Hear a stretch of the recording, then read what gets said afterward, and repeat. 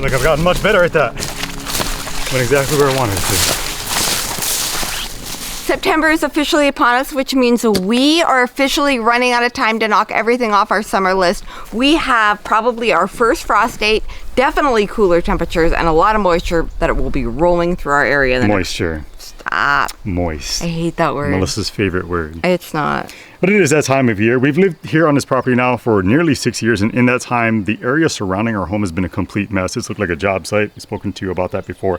I have grand visions, grand intentions of making this my dream landscape and getting things as dialed in as I possibly can. All that began here today with the taking down and removal of this tree back behind us, which has been dead for many years now. It's been a complete eyesore. So that is down. I'm gonna go ahead and get started with cleaning that up, and we'll move on to the next step in this process.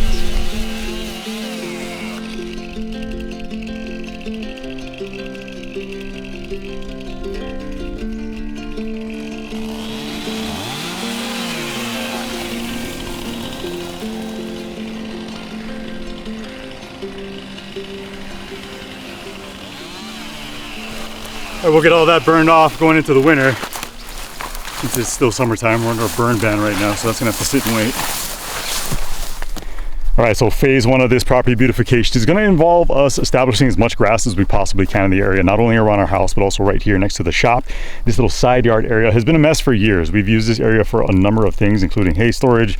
I've driven my truck and tractor through here literally hundreds of times, and so it's always just kind of been a big old mess. Yeah, it's mud in the spring, it's dust in the summer, so we're really excited to get some grass seed down. But first things first, Jeremy scraped away as much of the gravel as he could from our asphalt project, but it left kind of a ledge. So we're gonna be filling that in with the horse manure today, and the kids and I are going to be picking up as much rock as we can out of the grass area so he can get that manure spread as far as possible. But we also need to clean up all of the gravel along the rock wall project as well. So lots to do. We're going to start with the manure.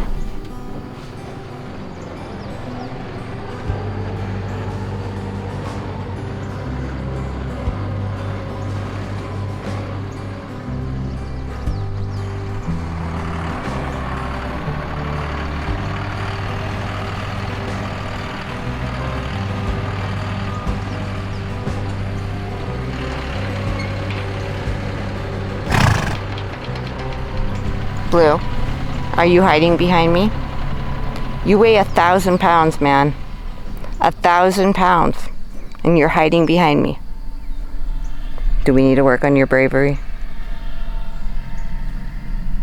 You're a handsome horse.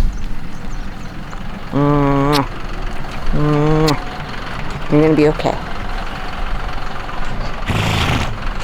So this massive pile of manure that you see back here that Jeremy's working his afternoon through is courtesy of Blue and Lexan. They are very good at producing this in mass quantities.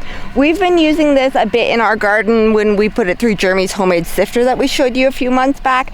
But for today's purpose, we don't need to sift it because he's literally just going to be spreading it in that area, and then he's going to be tilling it into our native soil. The fact that this has alfalfa and timothy seed in it, you got that, Blue?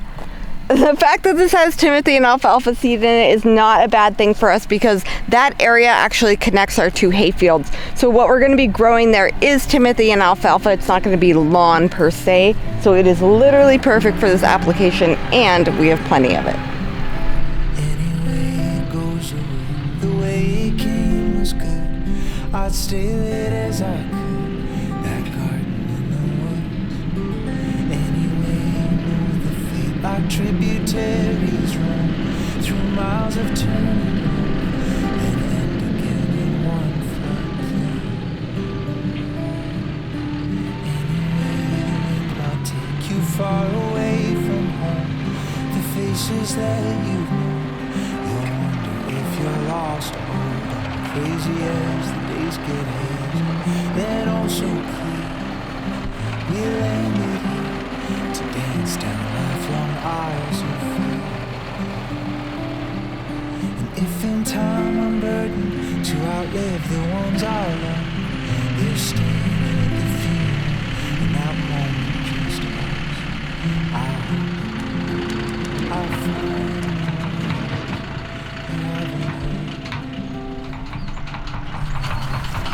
As Jeremy continues to work his way through that giant manure pile, I want to talk to you guys about our actual lawn area, our grass lawn area. So you watch us put these rock walls in May. We know that we're gonna do sod up above, but we're just gonna do grass seed down below because that goes into our garden area and then into our hayfield. So we're not as concerned about the area down below, and we're not considering that our lawn, but we do want it to be grass. So Jeremy's gonna be seeding that area. But we're gonna be doing sod on the upper part, but we're trying to decide how far do we take the sod, because if we wrap it all the way around the house, I mean, that's the best solution because it's gonna look the best, but it's going to be a serious investment because sod is pricey. So I'm trying to decide if we could maybe get away with doing some hydro seed or maybe just grass seed back there, because it's just going to be grass and you can't see it from any part of the property unless you literally walk back there, which we don't do very much because it's our septic leach field. So we're not putting any kind of permanent stuff back there like an outdoor pizza oven or a kid's play set or anything like that, because if we ever need to access those leach lines, we're going to need to tear anything down that we build back there. So it's just going to be a grassy area, but we don't want weird awkward lines as well. We don't want like this plush sod yard and then it to go into kind of crummy grass. So let me know if you guys have any experience with hydro seed versus sod and the pros and cons of each, because we're just trying to weigh that decision. Come on, we need to grab this table, we'll get it out of the way. We're gonna move all of these little logs here, and we're gonna decommission the fire pit, Mama. We're gonna Decommissioning the fire pit. It's gotta go. It's gonna be another project for us in the future. We'll build another one, nicer one. Bigger somewhere. and better fire pit. That thing's been there for years. It's a little sad. I know. Ready? 1, 2, driveway. 1, 2, 3.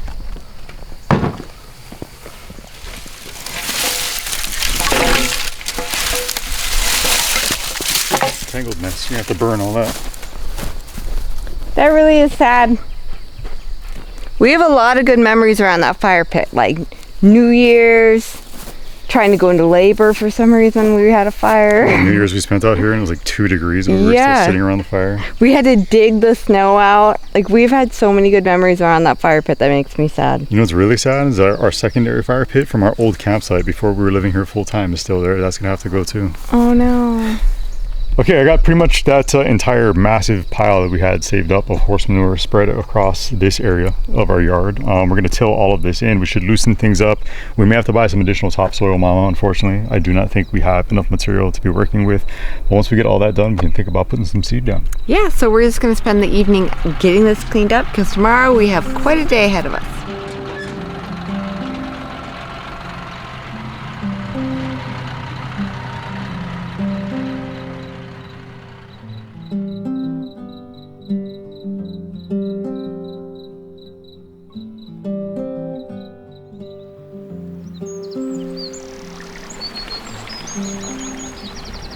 Today I'm just organizing for, I'm sorry, did I jump scare you? Today I am organizing for our homeschool year, and I love this time of year because everything just feels fresh and new, and we have a new opportunity to do things just a little bit better. And speaking of that, the sponsor of today's video is Raycon, and they have a new and improved version of the Everyday Earbud Classics, which is perfect just in time for the new school year. Obviously, it's not just me that loves the Everyday Raycon Classic earbuds. Our entire family uses them, and we have for years, whether we are working or we are traveling or we are listening to our favorite podcast, but especially when it comes to homeschool, they're so helpful. The latest model is better than ever with an incredible 32-hour battery life and a quick charge function, which means just 10 minutes of charging will give you 90 minutes of battery life. Now, my absolute favorite feature is the active noise cancellation because you can tune out all the noises around you if you really need to focus, which is really helpful for kids that are doing homework. But if you have a kid or a grandkid that likes to go jogging, or maybe they're traveling to and from school, they can easily switch into awareness mode, which I think is a really great safety feature, so you can hear all the sounds around you. I also got the cool new protective cases for all of our everyday earbuds, and I'm loving the fun custom colors which allow every member of the family to express their own style. Plus, they support wireless charging, so we don't even have to take the cover off to charge them. And now is literally the perfect time to try out the new and improved Raycon Everyday Earbud Classics, because when you click our link below or you go to buyraycon.com/goodsimpleliving, you are going to save 20% off site-wide. That is buyraycon.com/goodsimpleliving.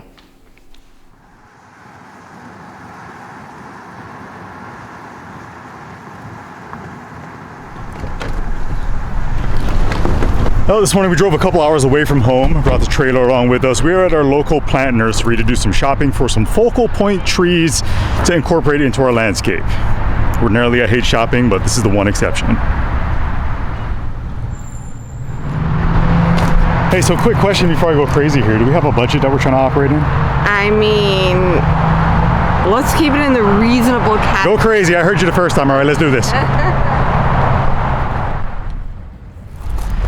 So historically, landscaping is something that I've always had a real passion for. Back at our old place in Washington, I spent countless hours outside getting everything dialed in, looking as nice as I could. It just speaks to me. I don't know what it is, but we're gonna go around, try to find some really nice focal point trees, like I said, shrubs, plants, what have you. See if Melissa and I can agree upon a few things here. You know what I think guys like about landscaping? What?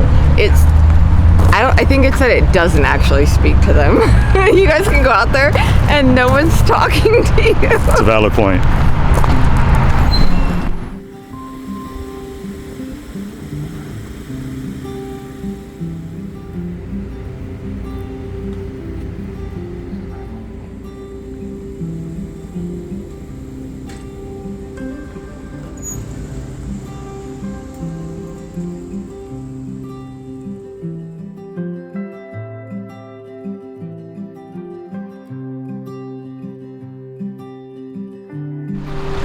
Melissa, we're here for plants, Spooky season. not for decor.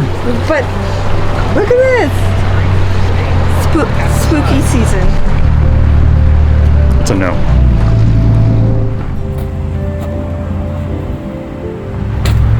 You like this one? They get huge. It'd be a really cool, like, standalone specimen out in the middle of a field, though. Yeah? Over 5 decades. How big does it get? Huge. Look. It says 50, 60 feet high and like 35 to 60 feet wide. Add to cart. That's a cart. You signing off on that? Say Amazon. All right. I'll buy this pumpkin. She's getting the pumpkin. Yeah, this pumpkin. You got that tree. That's pumpkin. You got your pumpkin and your pumpkin. Yeah, and my pumpkin.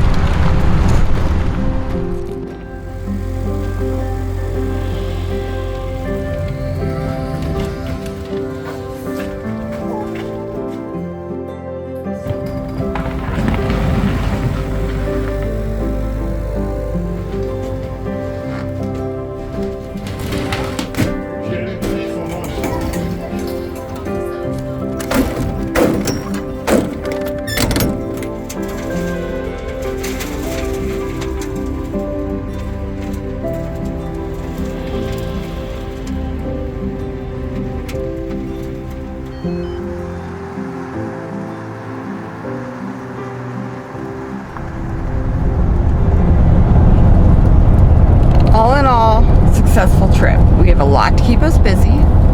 Jeremy's happy. I'm happy. I got my pumpkin. And then look what else I found in the gift shop. So this is funny, right? I thought so. But you know what comes with it? This is what sold me on it. His little friend. So I'm gonna put a big cactus in this one. And my itty bitty cactus in this one. This made my heart happy. That's why Jeremy can't take me shopping. We're supposed to be shopping for trees. Little friend.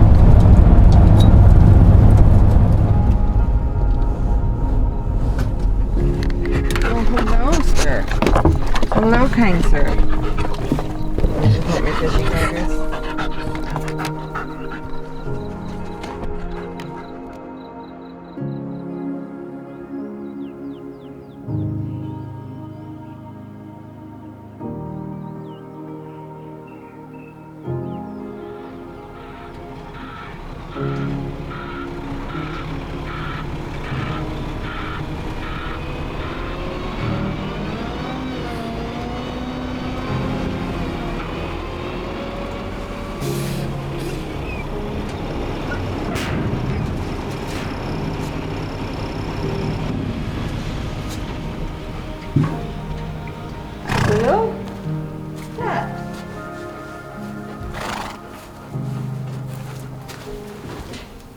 So a lot of you guys have been asking how Blue's been doing since Lexon's been gone at training, and he has been settling really well. It took him a couple of days, and then after that, he's actually been improving in his behavior, because I think he was picking up some bad habits from Lexon and maybe even some anxiety from Lexon. And so since then, the kids have been able to catch him and ride him a lot easier. He's just been really, really great. He has worked his tail from flicking at flies and bees into the craziest knot. So I'm just gonna be here, step forward, bud. Step forward. I'm just gonna be drenching his tail in conditioner and mineral oil and letting that sit, and then I'm gonna have Kira brush it out this evening. That should do the trick, but oh my gosh, what a mess. So while I'm working on this, I wanted to remind you guys that we are writing a children's book. You guys know that with Brave Books. It's called Made to Be Ludo. It is a hardcover and it will be available for Christmas. So right now pre-orders are available on gslbook.com. But the reason I wanted to remind you is because all the pre-orders are so important for CCC, because 100% of the proceeds are going to the Childhood Cancer Coalition, and the pre-sales are the amount that's going to be taking care of these families and these kids for the holiday season. So that helps them buy Christmas gifts and just make sure that like their power bills are covered and everything, because cancer treatment is very expensive and it puts a huge strain on these families, especially around Christmas time. Also, we have a tracker up on gslbook.com where it shows our goal of 2,500 pre-sale books and how close we're getting to the goal. So definitely go over there and check it out. It's pretty exciting. You guys are making a huge impact, but we still have a ways to go. Also, we have a deadline of September 17th to have your child or your grandchild's name printed in the book. So you need to pre-order in order to do that, and it's really fun because then they can search for their name in the back of the book. But there is a deadline on that because we have to get the book to print. So if you want to have that done, make sure you get your pre-orders in by September 17th. Again, guys, thank you so much.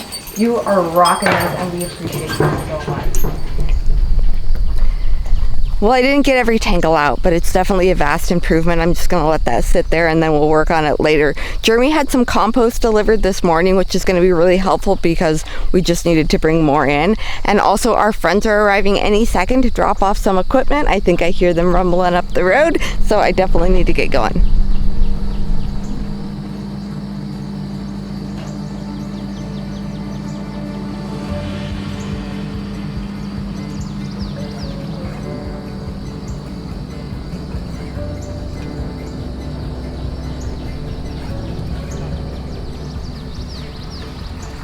Thank you guys. Well guys, welcome into our brand new Kubota skid steer. No, you're giving it back. This thing's pretty sweet. Yeah, no, this actually isn't ours. I'm kidding. I would love to have one though. It's kind of nice that I'm able to sample, let's say, right? Yeah, he'll be shopping next week. No, this isn't ours. I may be shopping next week. This isn't ours. It was dropped off by some local friends of ours who actually own it. They brought over a whole bunch of implements as well. We have a big tiller, a tamper, some pallet forks, a trencher, and a bucket.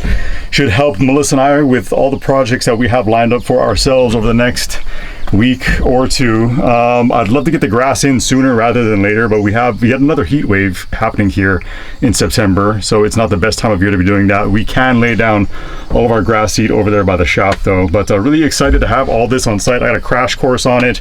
I'll probably tinker with it here later today, but in the meantime, we have another special project that we want to get done, something that really speaks to our level of long-term commitment when it comes to our family and this property. I'm looking forward to it. Let's go get that done. So this beautiful specimen behind me here is what we like to call a European beech. What did you call me? You heard me. No, we're talking about the tree, not Melissa. European beech tree, if you are not familiar, is a beautiful tree. It stood out to Melissa and I when we were shopping at the plant nursery the other day. It should outlive the both of us, hopefully by many, many decades. Which I know sounds weird, but is something that I kind of romanticize in my brain because we can take family photos next to this thing as we all get older. Our grandkids can be climbing it one day and using a rope swing on it. I don't know, these are all the weird thoughts that I have while shopping for trees. Yeah, well, we have thought about wanting to put a large tree in the center of our hayfield for a while now. So at first it's going to look a little out of place, but eventually it's going to become big and beautiful. It's a gorgeous tree. Like I said, it'll get huge. This thing will get potentially over 100 feet tall, and it really shows off its characteristics in the fall. Puts out some beautiful red and orange color. I'm a tree geek. I liked it. We got it. She's a European beech. Let's go plant it. This is the spot. I think this is the spot. The grand spot. This tree can get 60 to 80 feet wide eventually. Again, this is going to be like 100 plus years from now. But I like it. It's going to be beautiful. See it from the house, see it from the shop. Won't interfere with our mountain view or the barn. Yeah? Yep. Let's drill. There's more here than meets the eye. There is something here to behold. Crimson sunsets and violet skies mixed with amber and waves of gold. As the light fell underneath the dome, and the whole time I wanted we part. I remember the sweeter days, oh, the summers that never end. Diving headlong below the waves as they break the horizon. I still don't seem to understand how it's over. It'd be cool to see some big tree that you got to enjoy being planted decades earlier by a loved one, preferably, hopefully. So future whoever you are, don't kill my tree. They say that the true meaning of life is to plant a tree under whose shade you may never sit. And I suppose that's what it's really all about. Planting hope in a place that we built for the generations ahead of us. That's why we came out here when we did. Years ahead of when we originally planned, and probably a good decade before we were actually ready. All right, we are planted and mulched. Everything came together well. There's only one thing left to do. We wanted their roots to run deep through this place that we call home. We wanted them to grow here and to thrive here, so that when they told the stories of growing up to their own children, and God willing their grandchildren, they could say, my first dog is buried over there in that old orchard.